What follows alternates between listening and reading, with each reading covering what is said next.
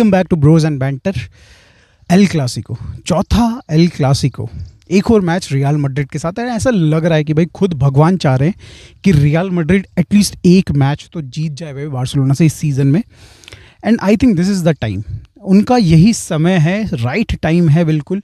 Barcelona थोड़ी सी थकी हुई है, फिजिकली थकी हुई है, मेंटली कहीं ना कहीं we are little bit hurt कह सकते हो। कहीं ना कहीं भी थोड़ा सा सेटबैक मिला है, तो वो पीछे का बैगेज है अगेंस्ट इंटर मिलान जो हमारे साथ हुआ है। जिस तरीके से हम हारे, लग रहा था कि we will qualify for the final, but हाँ बढ़िया है।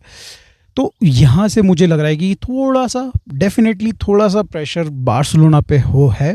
एट द सेम टाइम हम देख रहे हैं भाई रियल मैड्रिड का वो एवोल्यूशन हम देख रहे हैं इस सीज़न में। हमने देखा है पिछले 3 मैचेस में, अगर आप देखें तो डेफिनेटली 2 मैचेस ऐसे थे जिनको रियल मैड्रिड फैंस भूलना चाह रहे होंगे, बट कहीं ना कहीं थर्ड मैच जो होता है हमारा कोपा डेल रे का फाइनल, वहाँ पे कहीं ना कहीं उनको कुछ तो अच्छा दिखा है कि भाई किस तरीके से रियल मैड्रिड खेली अगेंस्ट बार्सिलोना। वो 25-30 मिनट जो उन्होंने दिखाए सेकेंड हाफ के, बहुत बढ़िया गेम रहा वो वाला उनका उस पर्सपेक्टिव में अगर देखा जाए तो।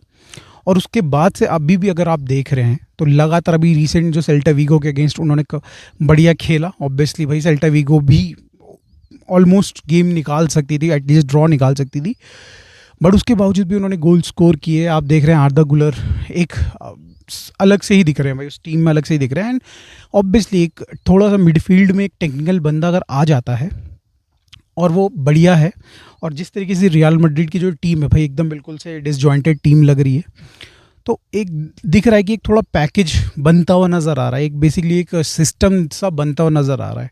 आर्दा गुलर वो एक की तरह नज़र आ रहे हैं जो कि प्रॉब्लम्स का सॉल्यूशन दे सकते हैं रियल मैड्रिड को। आर्दा गुलर वो बंदा है ना जो कि आपको मिनट 1 से आपको वो क्रिएटिविटी या फिर एक वो एक्स फैक्टर ला के दे सकता है अगेंस्ट बार्सिलोना, जो कि भाई आप पे बहुत तगड़ी तरीके से प्रेस करने वाली है। भाई 4 दिन का रेस्ट हम लोगों को मिलेगा इस गेम के स्टार्ट होने से पहले पहले। डेफिनेटली हम लोग थके होंगे, बट आई बिलीव सो हमारे भी कुछ प्लेयर्स की रोटेशन होगी डेफिनेटली। आप देख सकते हैं बाल्डे को खेलते हुए, ऑब्वियसली उनको ग्रीन लाइट मिल चुकी है। आई डोंट नो कि भाई उनको स्टार्ट मिलता है कि नहीं मिलता है, but I think this is the game जहाँ पे भाई उनको खिलाया जा सकता है स्टार्टिंग 11 में। ऑब्वियसली मुझे मान के चल रहा हूँ कि खेलने वाले हैं Balde, because this is the make and break वाला की सिचुएशन है हमारे लिए। अगर हम लोग यहाँ से हार जाते हैं अगेंस्ट रियल मैड्रिड तो एक बहुत ही ज़्यादा प्रॉब्लमेटिक सिचुएशन होगी। एक गोल की 1 पॉइंट की लीड रहेगी हमारे पास सिर्फ, तो मेरे हिसाब से तो भाई वो रिस्क हम लेने वाले नहीं हैं। ऑन द अदर एंड भाई रियल मैड्रिड भी भाई कहीं ना कहीं भाई rotations as well as injuries से जूझ रही है। हम देख रहे हैं उनके कि सेंटर बैक्स उनके पास नहीं है। एसेंसियो इज़ द ओनली एक्सपीरियंस भी नहीं मैं बोलूँगा भाई इस सीज़न उसने खेला है, बट वही एक बंदा है। रूडिगर का सर्जरी हो रखी है, बाकी प्लेयर्स ऐसे आई है। लेफ्ट बैक राइट बैक उनके ऑलरेडी कंसर्न पॉइंट्स थे ही, बट अब ऑब्वियसली गार्सिया आई थिंक खेलेंगे लेफ्ट में, राइट साइड में तो ऑब्वियसली वेलवर्दे या फिर कोई भी खेल सकता है, या फिर आपके लुकास वास्केस भी खेल सकते हैं। तो ये मेरे हिसाब से एक बहुत चैलेंजिंग पॉइंट होगा भाई एंचेलोटी के लिए सोचने के लिए कि क्या करेंगे भाई। वो चुआमेनी को पीछे खिलाएंगे सेंटर बैक, या फिर भाई वो जो ट्रस्ट करने वाले जो उनका यंग बंदा उसको ट्रस्ट करने वाले हैं राइट बैक में, क्या वेलवर्दे को खिलाओगे या फिर भाई लुकास वास्केस के साथ जाओगे। और अब ये सारे चेंजेस करोगे तो आपकी मिडफील्ड थोड़े मोड़े चेंजेस ये जो करने के बाद थोड़ी तो अफेक्टेड होगी, डेफिनेटली होनी चाहिए। ऑन द अदर अगर हम बात करें बार्सिलोना की, जहाँ पे मैं पहले ही बोल चुका, मेंटली फिजिकली दोनों तरीके से हम लोग फटीग्ड हैं राइट नाउ। मेंटली मैं कहूँगा कि भाई कहीं ना कहीं कुछ प्लेयर्स के अंदर डेफिनेटली वो एक बैगेज होगा इंटर मिलान के अगेंस्ट जो हमने सेटबैक लिया है, बट कई सारे ऐसे प्लेयर्स होंगे जो कि इसको एज अपना भाई जो बदला निकालने वाला गेम देख रहे होंगे इस गेम को। तो मेरे को लग रहा है कि मतलब कई सारे अच्छे, मतलब ऑब्वियसली अगर आप देखें लामिन यमाल का फॉर्म, अगर आप देखें भाई पेड्री का फॉर्म देखें, फ्रैंकी डियोंग का फॉर्म देखें, आप लेवेंडोव्स्की आ गए हैं, मे बी मोस्ट प्रोबेबली कुछ कर दे भाई। बंदे ने इंटर के अगेंस्ट कुछ खास किया नहीं। अगर वहीं बात करी जाए भाई फरहान, ऑब्वियसली फरहान को इस गेम में शायद से स्टार्ट ना मिले। आप बात करें भाई कहीं ना कहीं मुझे लगता है कैसाडो को भी चांस मिलने वाला है। हमारे सेंटर बैक्स भी ठीक ही हैं, most probably Inigo Martinez and भाई कुबार्सी खेलेंगे। बाल्डे लेफ्ट में खेलेंगे मेरे हिसाब से, राइट साइड में हमारे एरिक गार्सिया ने बहुत अच्छा उनका गेम रहा है। तो मेरे हिसाब से ये 11 तो ये खेलने वाली है। और अगर आगे फ्रंट की बात करी जाए, ऑब्वियसली रफीनिया खेलने वाले हैं लेफ्ट में। तो मतलब मैं एक्सपेक्ट कर रहा हूँ, और जिस तरीके से खुली डुल्ली रियल मैड्रिड की भाई डिफेंस इस समय पे मौके पे जो दिख रही है, सेंटर बैक्स थोड़े से इनएक्सपीरियंस्ड हो गए हैं दोनों के दोनों। चुआ में खेलते हैं तो बिल्कुल एक definitely, because he is not the natural centre back, तो कॉम्प्रोमाइज्ड पोजीशन में आ जाता है कभी कभी भाई, हमने देखने को मिला है पहले भी। तो चांस है भाई बार्सिलोना के अटैक के पास, चांस है कि हम लोग एक अच्छा खासा स्कोर लाइन खड़ी कर सकते हैं भाई। हम लोग एक बढ़िया, एक आपको फिर से वही देखने को मिल सकता है 3-4 गोल्स का। एट द सेम टाइम यार हमारे भाई सेंटर मिडफील्डर्स, हमारे भाई defensive midfielders as well as भाई हमारे जो सेंटर बैक्स हैं सबके सब थके हुए हैं। हाँ, 4 दिन का डेफिनेटली रेस्ट मिला है, बट भाई पूरे सीज़न भर हम कितने गेम्स खेल चुके हैं यार। अगर आप पिछले 2-2.5 हफ्ते में अगर उठा के देखें भाई, 120 मिनट अगेंस्ट रियल मैड्रिड, फिर उसके बाद आपने भाई देखा कि कहीं ना कहीं हम लोग सोच के चल रहे थे इंटर मिलान के साथ गेम इजी हो सकता है ना भाई, उन्होंने भी रगड़ के रख दिया, हमने भी पूरा अपना एफर्ट डाला। पूरे 3-3 का 90 मिनट्स तक गया पूरा गेम, बहुत मतलब इंटेंस गेम हुआ। फिर उसके बाद रियल वैलोडेलिड वाला हम बोल रहे हैं भाई, उसमें इजी गेम होना चाहिए था, बट वो फिर से बार्सिलोना के जो बी टीम के प्लेयर्स हैं उन्होंने उसको कॉम्प्लिकेटेड कर दिया, बाकी टीम को खेलना पड़ा। तो ओवरऑल इतना ज़्यादा फटीग हो चुका होगा यार इसमें कि भाई अगर आपके जो प्लेयर्स थोड़े मोड़े अगर जो डिफेंसिव मिस्टेक्स भी कर रहे हैं ना भाई, तो वो फैक्टर इन हो सकती हैं भाई। मेरे को लग रहा है कि मतलब उस तरीके की दिक्कतें आ सकती हैं। अरोह को आप देख रहे हैं भाई, कहीं ना कहीं वो तो ना खेलते हुए बंदा कहीं ना कहीं मिस्टेक्स कर रहा है। Same goes with Gerrard Martin, जो उन्होंने पहला हाफ खेला था जिस तरीके से अगेंस्ट इंटर, काफ़ी सारी मिस्टेक्स करी थी। सेकंड हाफ में उन्होंने ऑफेंसिवली बहुत अच्छा किया, डिफेंसिवली भी काफ़ी अच्छा किया मेरे हिसाब से तो। बट यार स्टिल मतलब ये सारी मिस्टेक्स अगर हम करते हैं अगेंस्ट एक ऐसी टीम भाई जो कि अब मुझे लग रहा है कि अपना फॉर्म पकड़ रही है धीरे धीरे, उसको समझ में आ रहा है कि मुझे करना क्या है, किस तरीके से करना है। उनको पता चल चुका है इनका कि भाई प्लेइंग 11 क्या होने वाला है। रियल मैड्रिड में सबसे बड़ी प्रॉब्लम इससे पहले तक क्या थी भाई, कि भाई उनको प्लेइंग 11 ही नहीं समझ में आ रही थी। 4 प्लेयर्स हैं, 3 प्लेयर्स हैं, स्टार प्लेयर्स हैं, उनको खिलाना ही खिलाना है। अब आपने कर दिया रोड्रिगो को साइड भाई किसी तरीके से, अब आप समझ में आ चुका है कि भाई एम्बापे को खिलाना है, विनीशियस को खिलाना है, ये दोनों प्लेयर्स हैं जो अब आपके लिए अटैक बनाएंगे। बेलिंगम है, आर्दा गुलर, इन सबको भाई कहीं ना कहीं बॉल बना के देगा।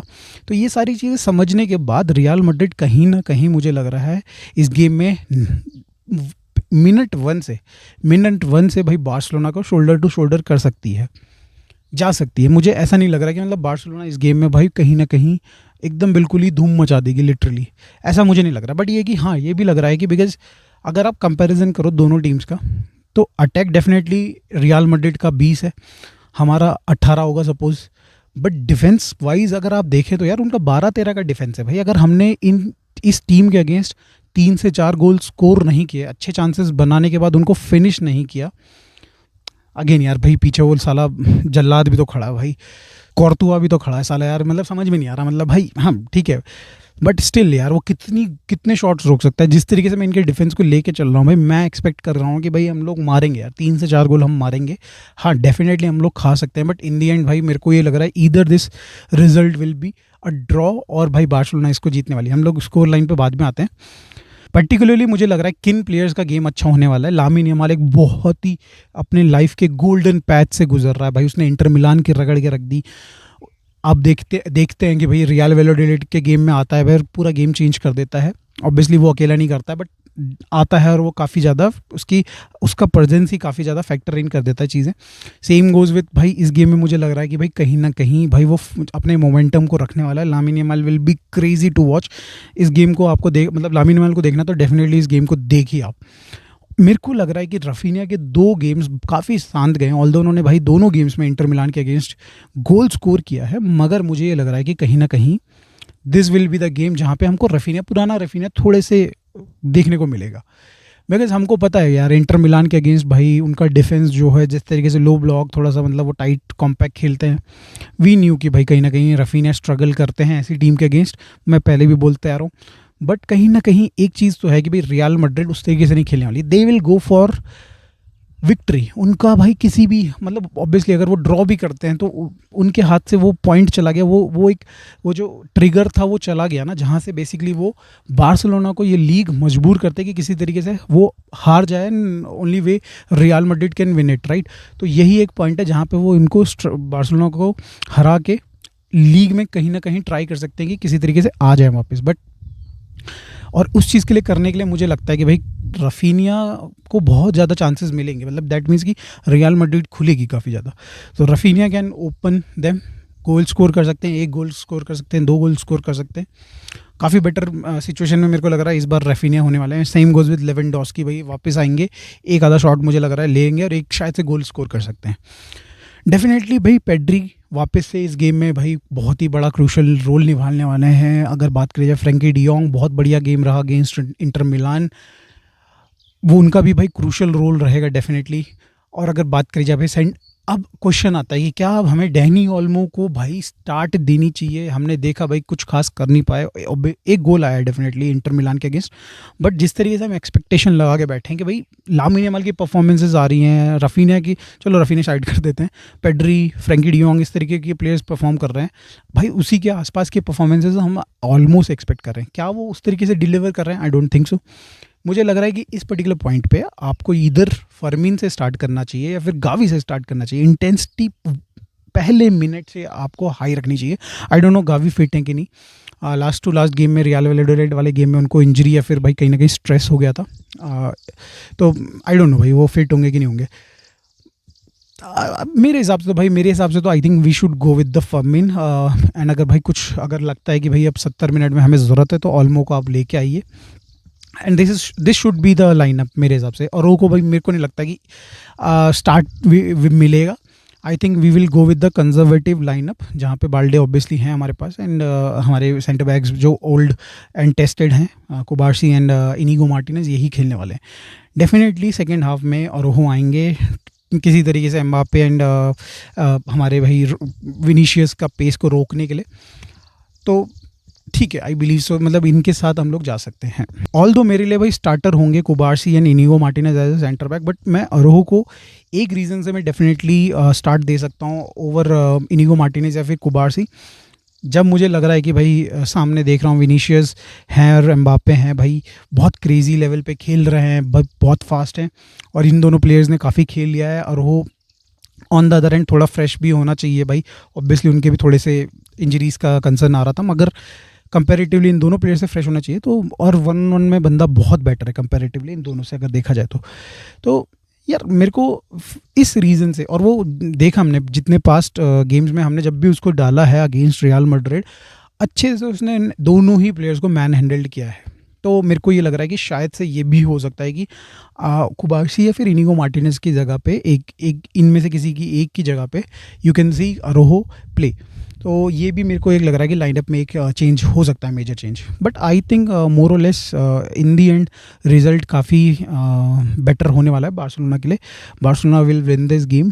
वही मैं कह रहा हूँ कि भाई 3 और 4 की स्कोर लाइन होगी, बार्सिलोना 4 या 3 गोल मारेगी। Let's go with 4, let's go with 3, let's go conservative because हम लोग थके भी हैं। And on the other and close game होगा तो आई थिंक कि भाई कहीं ना कहीं रियल मैड्रिड 2 गोल मारने वाली। 3-2 का मेरे हिसाब से लाइनअप स्कोर लाइन होने वाला है, but still we will win and we will still be the leader with 7 point after this game. आप लोगों को क्या लगता है दोस्तों, क्या स्कोर लाइन होने वाली है इस गेम की? कौन सा प्लेयर भाई इसमें तगड़ा खेलने वाला है, लामिन यमाल या फिर रफीनिया फिर लेवेंडोस्की, कौन ज़्यादा गोल स्कोर करने वाला है? प्लीज़ कमेंट में ज़रूर बताइएगा। मिलते हैं नेक्स्ट वीडियो में। Thanks for watching, bye for now.